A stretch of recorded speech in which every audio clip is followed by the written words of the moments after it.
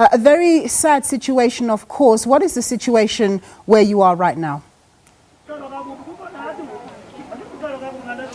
A very good afternoon to you, Nombu, and to the scores upon scores of our viewers. You are coming to us live from Butterworth at the Forensic Pathology Services, where families have just arrived. They are currently viewing the remains of their loved ones. They are also, if you look behind us, you'll see that there are two bakkies with the belongings of those who lost their lives. They are also making a roll call. If you look up there, there's one man who's carrying identity cards of the people who lost their lives. But to tell us more about this, we are now joined by Mr. Sizwe Mkunkwana. Yes, sir. Sorry. Good afternoon, sir, and thank you very much for joining us. Good afternoon, sir. How are you? I'm good, thank you. Sir, tell us, how is the process going? The process, they are trying enough to do it, but they say because they haven't planned it, there are mistakes here and there. Okay, I'm sure it's difficult for the family. Yes, it's very difficult for the family, and for the families, not only a family, but the families, because we have left 25 people in different families, all related to us. So as a result, you would, okay. I would imagine that you are calling for a mass funeral. Yes, as a mass funeral, it should be happen if the government allows us.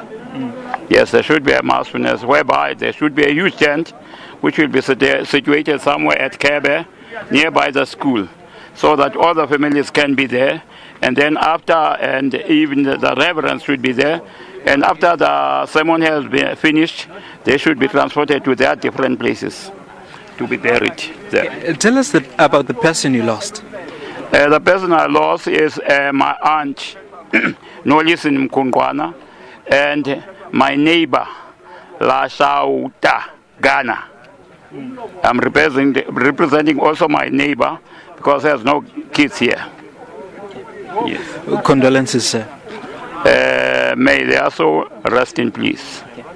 That's of course Mr. Mkunkwana, who lost his aunt. Says that as the village, they cannot afford to have one funeral. I mean, different funerals, because they are all related. As you know, villages, that's how they are established.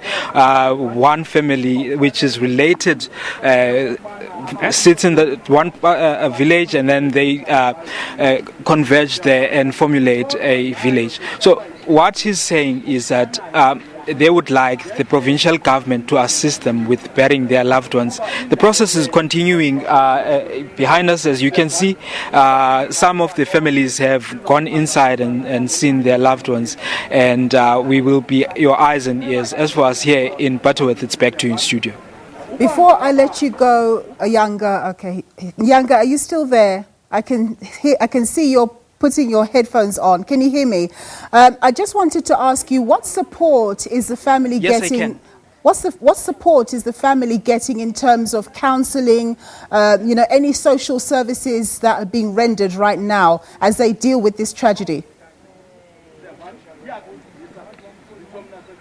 Okay, so a family support system has been set up. If you look on our right, which will be your left, we have social workers who are standing by. As people are coming out, those who are teary, they are being supported by these social workers. So the provincial government has set up such services, and there will be a victim support center which will be based here in Butterworth and also in Centane, where the tragic incident occurred. Of course, Yanga, there is a massive investigation going on into the cause of the crash, but anecdotally, what are those who were injured, who were in the bus, what are they saying about what they think was the cause of the crash?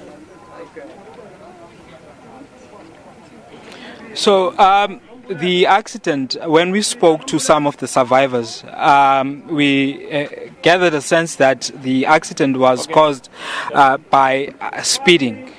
The driver had been driving from one village to another at a very high speed, and then when he stopped in one village, He then got people who were traveling to town and then proceeded to town.